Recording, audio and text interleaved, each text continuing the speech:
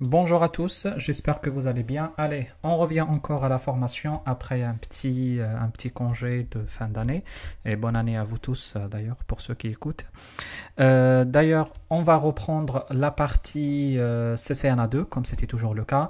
Et on va parler de troisième chapitre. Et je vais le commencer directement par une petite partie de vulgarisation comme j'ai toujours envie de faire ou comme j'ai toujours l'habitude de faire. Alors, imaginons une société qui a quelques nombres de personnes, par exemple dans la direction générale 3 personnes, dans la direction, enfin c'est toujours le rouge, je ne sais pas, le rouge est un peu agressif, j'aime pas trop l'utiliser dans les écritures, bon c'est pas grave, 3 personnes, on va dire la direction des ressources humaines par exemple 4 personnes, une direction technique de 5 personnes, et puis une direction commerciale de 3 personnes, et puis 2 serveurs, et puis par exemple 2 liens pour sortir sur internet, je ne sais pas combien on est, 3 et 4, 7, et puis 7 et 5, 12, 15, 17, 19, on va dire on a en tout 19 points ou 19 liens à créer. Ce que je vais vous proposer une solution qui consiste à créer un petit switch. Je vulgarise, je répète, le but c'est de faire un peu quelque chose qui fait que vous compreniez l'idée derrière ce que je voulais dire. Du coup, on va mettre par exemple ici un petit switch. Derrière ce switch, on va mettre tout simplement la totalité de nos utilisateurs, les 19 utilisateurs, sur un switch de 24 ports. Et puis derrière, qu'est-ce qu'on va faire? On va tirer une liaison avec un petit routeur et puis sortir sur Internet ou sortir sur le grand réseau. Ça, c'est l'exemple d'un petit réseau, d'une petite société de 19-20 prises réseau. On va simuler par exemple le coût, on va dire un switch professionnel Cisco comme ça du genre, il coûte environ 5000 €. Un routeur aussi, il coûte, allez, le routeur plus les liaisons, il coûte 5000 €. On va dire au total, on arrivera à quelque chose de type un réseau pour 10 000 € pour cette société. Ok, du coup, on a mis en place ce réseau petit, simple pour une société de taille petite. Cette société va nous dire, mais attendez, il y a quelques petits problèmes dans cette architecture. Par exemple, dans cette architecture, il y a un seul domaine de diffusion. Il y a pas de confidentialité suffisamment. Il y a différentes populations qui sont tous mélangées, etc., etc. Du coup, la société va nous dire, mais attendez, est-ce qu'il y a un moyen, par exemple, de séparer la direction technique, qui a des contraintes propres à elle, qui a des contraintes de sécurité, par exemple. Est-ce qu'il y a un moyen de la séparer de la direction... je sais pas moi, de la direction, par exemple, la direction générale ou de la direction commerciale. Les serveurs, est-ce qu'il y a un moyen de les séparer pour éviter qu'on ait des problèmes d'interconnexion, des problèmes de vol d'informations, d'espionnage ou tentatives de sniffing de data, etc. Est-ce qu'il y a un moyen de faire un réseau encore plus sécurisé, plus propre, avec une efficacité encore plus avancée. On parle ici d'un réseau d'environ 20 prises. Vous imaginez, si vous ajoutez 3 zéros derrière les 20, une société de 20 000 personnes. Comment ça sera trop complexe d'avoir un réseau local à 20 000 utilisateurs et le nombre de switches que vous allez avoir derrière. Là, du coup, à ce moment-là, on s'est posé la question et la réponse, c'était de dire oui, bien sûr, moi j'ai une solution pour vous. La solution, c'est qu'on a quoi ici? On a 1, 2, 3, 4, 5, 6. On a 6. Du coup, qu'est-ce qu'on va faire? On va vous acheter 6 mini-switches. 1, 2, 3, 4, 5, 6. Les 6 mini-switches, on va les grouper sur un seul switch, ici. Et puis, on va partir sur le routeur et puis partir sur le net. On va faire comme ça. Hop, hop, hop. Bon, est-ce que ça résout vraiment le problème? La réponse est évidemment non. Pour que ça arrive vraiment à résoudre le problème, qu'est-ce qu'il faut faire? Il faut qu'on sépare ces liaisons. Ça, avec ça, il faut que ça se sépare. On va dire que c'est séparé. Ok, je vulgarise encore, je répète que je vulgarise, c'est pas vraiment le cas si on fait rien, mais ok, on va dire que on a fait un petit quelque chose. Par exemple, ici, on va mettre un routeur à la place d'un switch, et puis ici, la sortie sur le grand réseau, par exemple. Bon, on va avoir des problèmes. Le premier des problèmes, c'est le coût. Vous imaginez que là, vous allez acheter 6 switches. Certes, des petits switches, peut-être de 8 ports ou 12 ports, mais vous allez acheter quand même 6. Si un switch coûte par exemple 3000 ici, 3 fois 6, ça vous coûtera quand même 18 000. Encore, il vous faut plus de liaisons. Encore, bon courage pour trouver un routeur avec 6 interfaces. Ça va coûter peut-être cher, peut-être 7000 pour le routeur. On arrivera en tout à environ 25K $ ou 25K €. C'est ce qui fait que on arrive à un réseau qui est 2 fois plus cher que celui-ci pour avoir une meilleure sécurité, un meilleur niveau de sécurité. La question que vous pouvez vous poser, c'est de dire, ok, est-ce qu'il y a un moyen de rester sur ça, sur l'architecture numéro 1, mais quand même, bien malgré ça, je bénéficie des mêmes avantages de sécurité de cette architecture numéro 2. Est-ce qu'il y a un moyen de faire ça? Toujours, quand on a ce genre de besoin d'avoir des réseaux sur un équipement, etc., on fait appel à une technologie que peut-être vous avez en tête au moment où je vous parle. Cette technologie s'appelle la virtualisation. Qu'est-ce qui fait que sur un PC, vous arrivez à créer par exemple 3, 4, 5 PC virtuels sur un seul PC physique? On appelle ça quoi? La virtualisation. C'est grâce à la virtualisation que vous allez réussir à créer énormément de PC sur un seul PC. Vous utilisez des logiciels de virtualisation comme VMware ou VirtualBox, etc. Exactement la même chose ici. On va faire appel à la virtualisation. Pas de PC, mais la virtualisation des réseaux locaux. Le réseau local, il s'appelle comment? Il s'appelle LAN. Vous le connaissez, Local Area Network. La virtualisation de réseau local, c'est quoi? C'est on ajoute le V à côté, c'est ce qu'on appelle le VLAN. C'est quoi le VLAN? Le VLAN, ce n'est ni plus ni moins que avoir la possibilité de créer énormément de réseaux à l'intérieur de même équipement. Si par exemple, vous avez un seul switch ici, et à l'intérieur de ce switch, vous allez avoir la possibilité de le couper en plusieurs petits réseaux, en plusieurs petits morceaux qui vous permettent de vous comporter exactement comme si vous avez différents switches. J'espère que l'idée est claire. Rappelez-vous ce que je vous ai dit dans le chapitre précédent. Je vous ai dit que la limite de domaine de diffusion, c'est quoi? C'est exactement le routeur. C'est la limite de domaine de diffusion. C'est ce qui fait que si vous avez un switch qui est un équipement de couche 2, et puis vous branchez ce switch avec un deuxième switch, et puis vous le branchez sur un troisième switch, le domaine de diffusion couvre quoi? Couvre la totalité de ce réseau. Et on a dit, rappelez-vous ce qu'on a dit dans le chapitre précédent, on a dit que ça, c'est vraiment pas bien. Parce que s'il y a une diffusion, la diffusion, elle sera répercutée sur la totalité des ports, et ça, c'est vraiment très mauvais. C'est ce qui fait qu'on est obligé maintenant d'avoir la possibilité de créer plusieurs petits réseaux.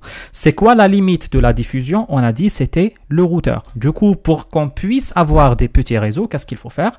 On va faire comme ça, on va faire comme ça, on va faire comme ça. Bien sûr, on va enlever ça, on va enlever ça. Et comme ça, on va avoir 3 réseaux avec 3 switches séparés. Ok? Ça, c'est ce qu'on appelle 3 réseaux locaux différents. Et vous avez compris que sans les VLAN, pour créer plusieurs réseaux locaux, vous n'avez pas trop le choix que d'acheter énormément de switches, énormément d'interfaces, énormément de routeurs, etc., etc. Mais si vous avez peu d'utilisateurs avec un seul switch, il sera dorénavant possible de grouper ces 3 réseaux, le réseau 1, le réseau 2 et le réseau 3.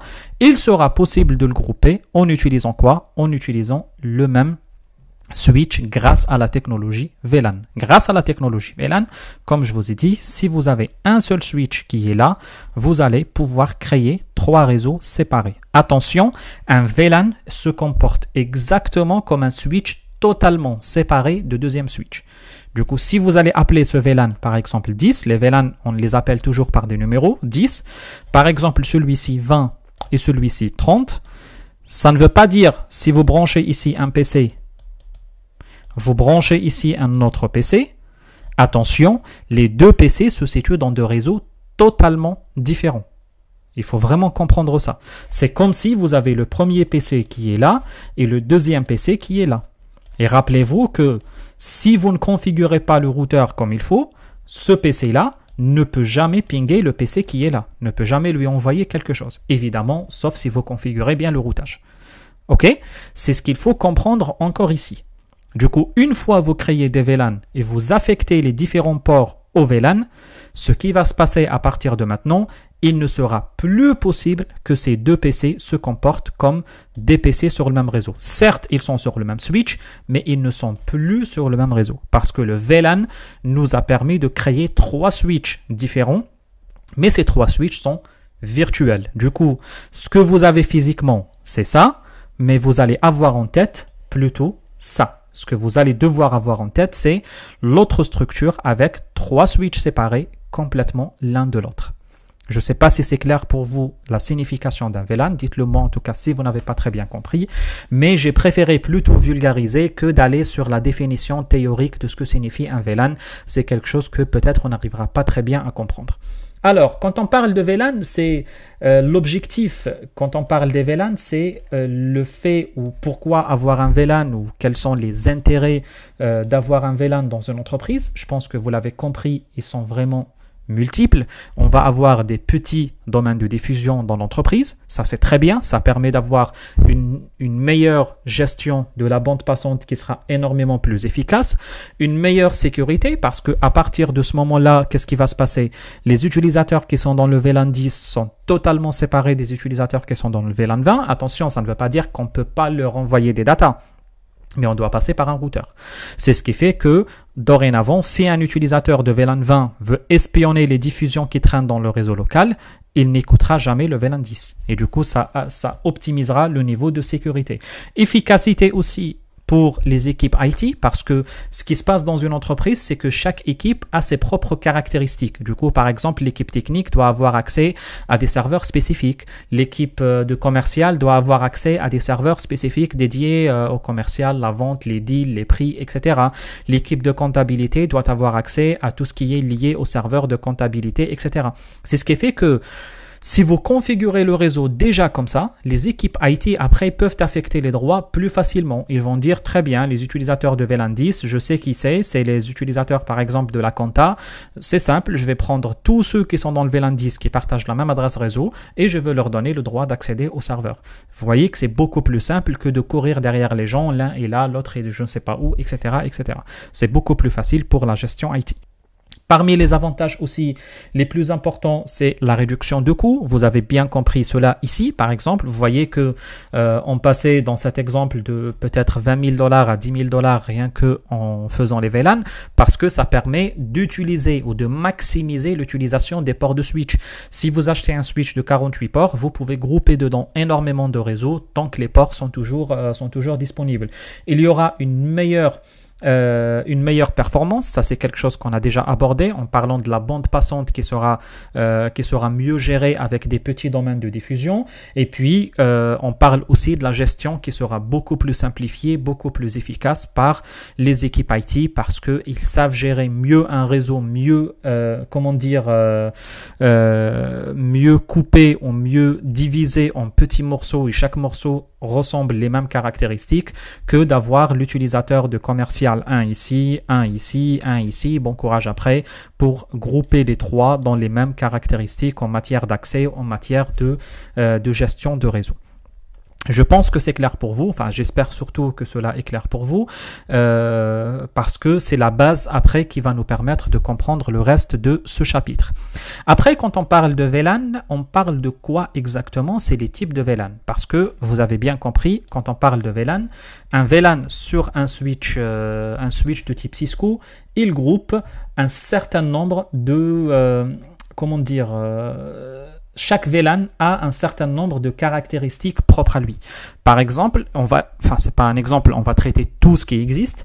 On a les VLAN, comment ils sont présentés sur un équipement. Sur tout équipement, on peut aller de 1 jusqu'à 4096 VLAN. De 1 jusqu'à 1005, on appelait ça à l'époque les VLAN standards. De 1005, 1006 plus précisément, jusqu'à 4096, on appelait ça les VLAN étendus. Après, c'est quoi la différence entre les deux? Il n'y a aucune différence. C'est juste que quand vous achetez les switches, il y a des switches qui étaient plus anciens qui ne supportaient que 1005 VLAN. Il y a des switches qui sont plus récents qui peuvent aller jusqu'à 4096 VLAN. Tous les switches récents suffisamment développés ils supportent les 4096 VLAN. Par contre, les switches un peu les plus anciens, ils ne supportent malheureusement que 1000 VLAN en particulier. Parce que vous avez le VLAN 1, les VLAN 1002 jusqu'à 1005, ils groupent des caractéristiques un peu spécifiques. En tout cas, les 1002 à 1005, même si vous travaillez dans l'IT pendant 50 ans, vous n'allez jamais les utiliser. C'est des VLAN que Cisco a créés pour les anciennes technologies comme le FDDI, Token Ring, etc. Du coup, tout ce que vous faites sur les VLAN, c'est entre quoi? C'est entre 2 et 1000. Évidemment, si le switch supporte la configuration étendue, vous pouvez aller au-delà de 1006 jusqu'à 4096. Du coup, vous pouvez créer autant de VLAN que vous souhaitez sur un switch, mais à condition évidemment de rester dans cette configuration qui a été précisée ici. Maintenant, vous allez me dire, ok, c'est quoi l'histoire de VLAN 1? Ou autrement dit, je vais vous le dire différemment, moi, j'ai rien fait dans tout le CCNA 1, même dans le CCNA 2, les premiers chapitres, j'ai jamais rien configuré en matière de VLAN, mais on a quand même la configuration qui fonctionne bien. Du coup, si je prends un switch par exemple ici, je mets un PC ici, les deux PC, ils sont dans la même plage réseau, par exemple la plage 10/24 et que tout se passe bien, etc. 10.0.0.0, vous avez compris, hein, /24 et puis tout est beau. Les deux PC peuvent se connecter normalement. Du coup, est-ce qu'on peut avoir un switch sans VLAN? Oui et non. Quand on dit sans VLAN, veut dire tout simplement la totalité des ports sont déjà auto-configurés par un VLAN par défaut. C'est ce qu'on appelle le default VLAN. Et le default VLAN, c'est quoi? C'est le VLAN 1.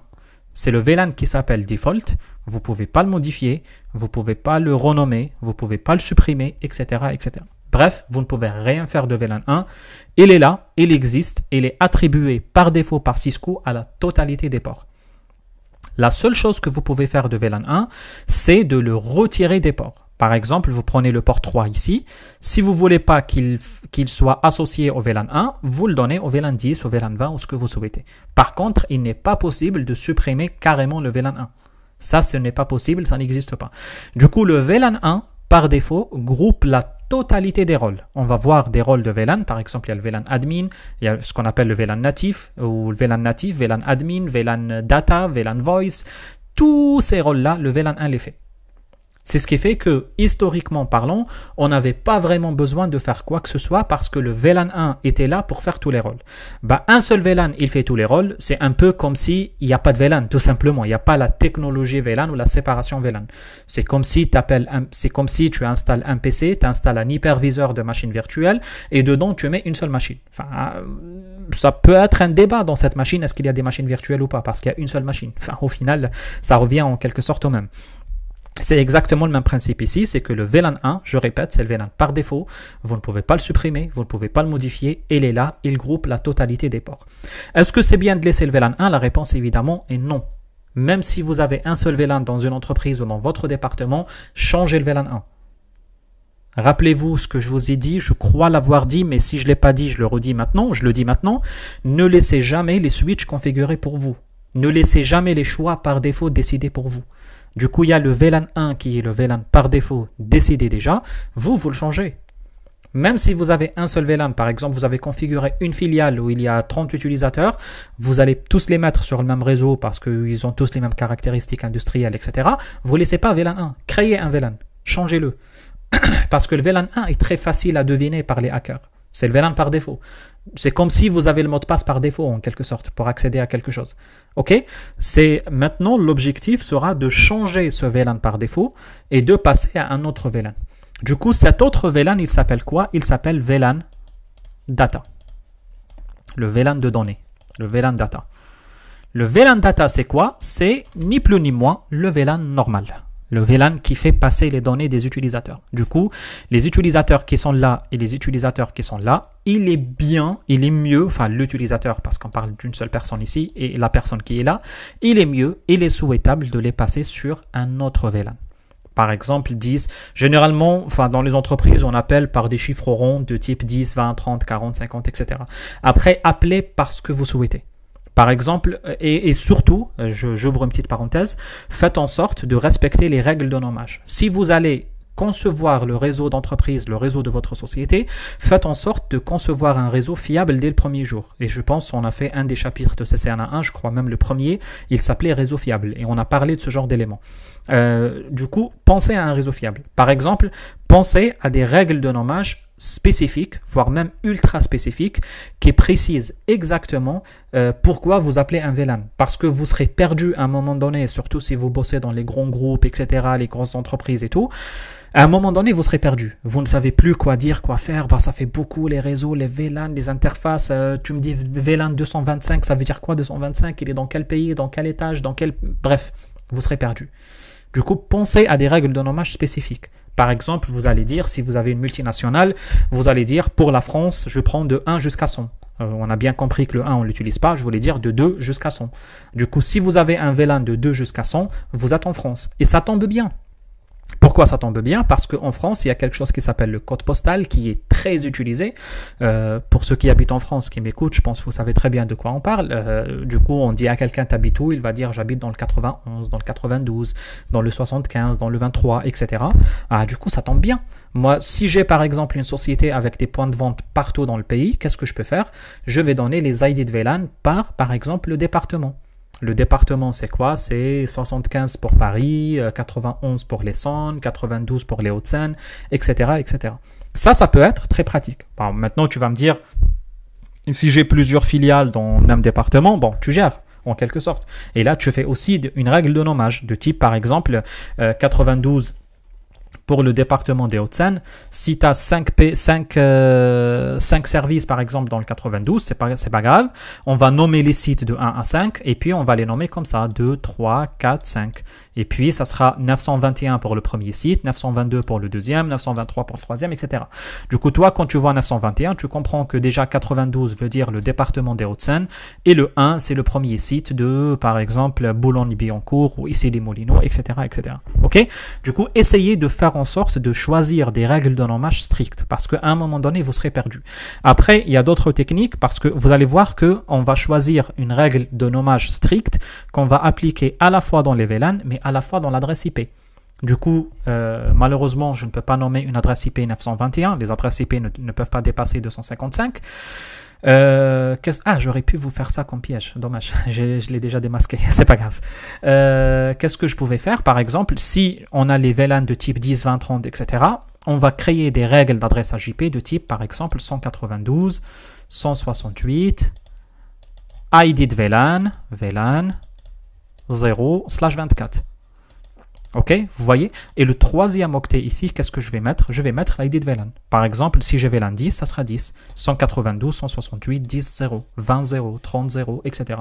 Et toi, quand tu vois 10, dans le troisième octet de l'adresse IP, tu as bien lu les règles de l'entreprise en matière de nommage des réseaux.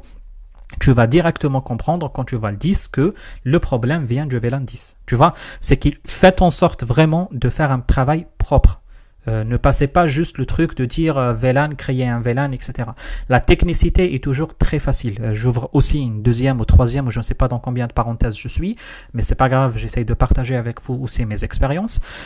Essayez d'éviter la technicité. Du coup, la technicité, elle est très facile. Si tu ouvres un documentaire sur Internet, c'est quoi un VLAN?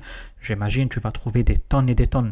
Je ne suis pas le seul au monde qui connaît les VLAN. Je ne suis pas le seul au monde qui ait fait des vidéos de VLAN sur YouTube. Il y en a énormément. Mais faites en sorte d'avoir, moi ce que j'essaye de vous dire, ce que j'essaye de vous apprendre, de vous donner, c'est pas la technicité, mais la technique. La technique, ça inclut les process, la compréhension, l'organisation du travail, la définition des règles, etc., etc. C'est quelque chose qui est fait, qui est mis en place pour durer, pour rester à vie. C'est pas, ne bâclez pas le travail comme ça et puis après on va payer trop cher ça dans des années et des années. Et des projets coûtent déjà très cher pour les entreprises. Moi j'essaye de vous apprendre ça. J'essaye de vous apprendre un peu de sortir de la technicité, comment configurer un VLAN, cliquer sur ça, écrire ça, etc. Bref, c'est facile ça, tu peux le trouver facilement. C'est qu'on essaye d'ajouter aussi cette surcouche ou cette couche ou cette valeur ajoutée qui est d'organiser le travail, d'avoir des process bien définis pour le travail. Et parmi les process les plus clairs, c'est par exemple de créer un VLAN dédié pour la voix sur IP. Il y a un VLAN qui s'appelle le Voice VLAN. C'est quoi le Voice VLAN? C'est un VLAN dédié à la voix sur IP. C'est vrai que les téléphones sur IP sont aujourd'hui de moins en moins utilisés, mais ok, je le sais. Mais ça n'empêche qu'ils sont toujours utilisés et ça n'empêche que le VLAN Voice est toujours bien, est toujours pratique à mettre en place. Du coup, ça se passe comment l'architecture déjà de la voix sur IP? Vous avez votre switch qui est là, vous allez le brancher comme ça. Vous allez tirer un seul câble vers le téléphone sur IP et puis depuis le téléphone sur IP, on va tirer un câble vers le PC. Du coup, le réseau sera plus configuré de cette manière-là. C'est que le switch suivi de l'IP phone, le phone, suivi de quoi? De PC. Du coup, ça se passe comme ça. Attention, en réalité, c'est pas vraiment comme ça. Ça, c'est l'architecture physique. Par contre, réellement, derrière, il y a un mini switch à l'intérieur du téléphone qui sépare. Du coup, l'architecture réelle, c'est quoi? C'est le switch. Derrière le switch, il y a un autre switch. Et derrière cet autre switch, il y a quoi? Il y a l'IP phone de ce côté-là, le phone, PH, je vais dire PH, le phone. Et de l'autre côté, il y a le PC. Et du coup, c'est comme ça que c'est fait l'architecture. Parce que ce mini switch, il est intégré dans le téléphone. C'est pour ça que vous ne le voyez pas vraiment. Et dans les dessins, on dessine comme ça. Du coup, nous, qu'est-ce qu'on fait? Ici, on va pouvoir allouer 2 VLAN. Attention, et ouvrez bien vos oreilles, c'est la seule configuration qui nous permet d'avoir 2 VLAN pour le même port. Sur un port, on peut avoir un port d'accès. C'est quoi un port d'accès? C'est un port où on a des utilisateurs, des PC en face. On peut avoir toujours un seul VLAN à la fois. Ok? La seule particularité qui fait qu'on puisse avoir de VLAN, c'est la configuration Voice VLAN. Et c'est totalement normal parce que le Voice VLAN, c'est tout simplement un autre VLAN. C'est ce qui fait que c'est normal d'avoir un autre type de VLAN sur le port. Alors, qu'est-ce qu'on fait là-dessus? Vous configurez tout simplement 2 VLAN. Par exemple, le premier VLAN, on va appeler ça 10. Le deuxième, on va l'appeler 20. Et puis, qu'est-ce qu'on va faire? On va faire en sorte d'allouer, par exemple, le 10 au data, au PC, et le 20 vers le voice. Et là, ça permet d'accroître énormément le niveau de la qualité. Déjà, ça permet d'avancer, de vous ajouter encore une couche de sécurité supplémentaire parce que les datas ne circulent pas dans le même réseau. Et là, dans vos têtes, imaginez comme si vous avez 2 câbles branchés ici et chaque câble, il va vers son propre réseau. Bien sûr, la séparation est logique, elle n'est pas physique. Il n'y a pas de câble branché, il y a un seul. Mais c'est comme s'il y a une séparation. C'est ce qui fait que vous allez arriver à avoir une configuration réseau totalement séparée. Le trafic de téléphonie, il passe dans un réseau à part. Le trafic de data, il passe dans un réseau lui aussi à part. Attention à une chose, à autre chose aussi. La séparation de trafic permet aussi de vous donner un autre levier en matière de configuration, comme par exemple la qualité de service. Parce que le trafic de téléphonie nécessite d'être priorisé, nécessite de passer toujours en premier et nécessite d'être tagué pour qu'il puisse passer en premier. Alors quand vous créez 2 VLAN séparés, il sera plus facile pour vous de séparer le trafic. Quand vous dites le trafic de VLAN 20, il passe en premier, le trafic de VLAN 10, il passe en deuxième, vous voyez, c'est très simple à dire. Par contre, si vous faites les deux, si vous mettez les deux dans le même VLAN, bon courage pour savoir lequel est lié à la téléphonie et lequel n'est pas lié à la téléphonie. Vous voyez, c'est une autre amélioration, encore une fois, qui vous permet d'accroître encore une fois le niveau de sécurité d'un côté, mais aussi le niveau d'organisation de travail de l'autre côté. Du coup, faites un Voice VLAN à part et derrière, vous mettez le data VLAN ou le VLAN dédié à la data. Il y a un autre type de VLAN, c'est ce qu'on appelle le VLAN natif et le VLAN de gestion. C'est généralement presque plus ou moins la même chose. Ils ne font pas la même chose réellement. Le trafic de gestion, c'est le trafic qu'on utilise pour prendre la main à un switch à distance. Rappelez-vous, avant de savoir ce que signifient les VLAN, je vous ai toujours parlé de l'interface SVI, de la Switch Virtual Interface. Quand on veut configurer un switch à distance ou configurer Telnet ou SSH, on ne peut pas accéder à l'interface physique. On ne peut pas dire interface Fast Ethernet 01 IP adresse. Parce que l'interface de switch, elle ne supporte pas l'adresse IP. C'est une interface de niveau 2 de modèle OSI, n'est pas une interface de niveau 3. Alors, qu'est-ce qu'on faisait à l'époque? On configurait l'interface virtuelle dans le switch qui s'appelait SVI à l'époque. Enfin, elle s'appelle toujours. Elle s'appelait dans les chapitres précédents. Qui s'appelle SVI. Et cette interface SVI, elle nous permettait de configurer une interface virtuelle pour prendre la main au switch à distance. Je pense que vous vous rappelez de cela. Et la commande, c'était interface VLAN quelque chose. Interface VLAN, par exemple, 1, parce qu'il n'y avait que le VLAN 1 à l'époque. On faisait interface VLAN 1, IP adresse, no shutdown, etc. Et puis, si on veut attaquer ce switch à distance, par exemple, pour configurer à distance avec Telnet ou SSH, qu'est-ce qu'on faisait? On mettait l'adresse IP exactement de la SVI. Ça, c'est ce qu'on appelle le VLAN de gestion. Pourquoi je vous dis que c'est la même chose avec le natif? Parce que généralement, dans les entreprises, on utilise le même VLAN de gestion comme VLAN natif. C'est ce qui fait qu'on ne voit pas trop la différence entre les deux. En réalité, c'est pas la même chose. Mais les rôles, généralement, on fait la même chose. On fait le VLAN natif et on le fait en même temps comme VLAN de gestion. C'est un peu ça ce qui C'est un peu ça ce qui diffère un peu entre les deux, mais en réalité, c'est deux rôles totalement différents. Le VLAN natif, c'est quoi? C'est le VLAN qui passe tout le trafic qui n'est pas des trafics d'utilisateurs. Vous devinez bien que les switches, par exemple, ils discutent bien entre eux. Et ils envoient des messages de trafic entre eux. Par exemple, le CDP. Le CDP, c'est quoi? C'est chaque switch ici. Il envoie des messages au switch d'après, au switch d'en face, pour lui donner des informations sur lui. L'adressage IP, les configurations des adresses, etc.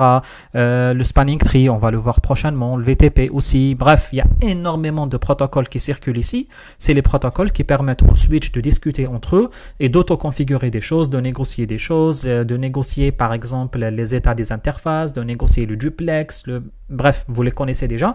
Vous connaissez quelques points déjà. Vous connaissez peut-être pas tout, mais c'est ce qui nous permet d'avoir ces configurations. Du coup, est-ce que ces discussions vont passer dans le VLAN utilisateur? La réponse est évidemment non. Du coup, il y a un VLAN dédié à ce genre de communication qui s'appelle le VLAN natif. C'est ce qui fait que vous êtes aussi obligé, lors de la configuration de VLAN, de configurer un VLAN natif. OK? Le VLAN natif, rappelez-vous ce que j'ai dit il y a quelques instants. Par défaut, le VLAN natif, c'est le VLAN 1. Par défaut, c'est le VLAN de gestion, c'est le VLAN 1. Par défaut, c'est le VLAN voice, c'est le 1. Et par défaut, le VLAN data, c'est le 1. Du coup, le VLAN 1, c'est le VLAN qui groupe la totalité des rôles par défaut. Et évidemment, c'est mauvais. Du coup, nous, le but, c'est de faire quoi? C'est de retirer la totalité des rôles au VLAN 1 et de laisser le VLAN 1 vide, sans rôle. On ne peut pas le supprimer malheureusement, du coup, on va le laisser comme ça. C'est ce qui nous permet d'avoir un meilleur niveau de sécurité et ce qui nous permet d'avoir une excellente configuration des réseaux, une excellente configuration de cette partie de réseau local. Je pense avoir fait le tour de la totalité de ces points d'introduction. On était là pour le moment. Hein. Si j'efface tout, je sors même de ce tableau. Je sors de ça. On était là dans les vues d'ensemble de VLAN. On n'a pas fait plus de cette partie-là. Du coup, on a fait le tour de VLAN. On a dû comprendre à peu près ce qui se passe. Du coup, on va aller vers la phase de trunk et la phase de VLAN dans un environnement. Ça, il n'y a pas grand-chose à dire ici. C'est pratiquement, on l'a même dit sans se rendre compte. Et puis, la configuration de VLAN, de DTP, etc. Du coup, moi, la configuration de VLAN, je vais laisser ça au dernier. Je vais d'abord parler des trunks, de protocole DTP, et puis on revient à la configuration juste après. Comme je vous ai dit toujours, chercher à configurer un VLAN, c'est un truc super facile. La commande pour créer un VLAN, c'est la commande VLAN, c'est tout. C'est juste un seul mot. Du coup, on ne se casse pas trop la tête avec. On essaye de comprendre très bien les concepts, les détailler très bien. Après, ce que signifie un VLAN, et comment configurer un VLAN ou access au trunk, etc. C'est des choses assez basiques. Ok, je pense que je vais m'arrêter là pour ne pas faire des vidéos très longues. On est déjà à 32 minutes. Je vais juste lancer une vidéo après pour continuer sur la partie trunk, DTP et puis pourquoi pas la configuration des VLAN. Allez, je vous dis bon courage à tous et à la prochaine vidéo. Salut!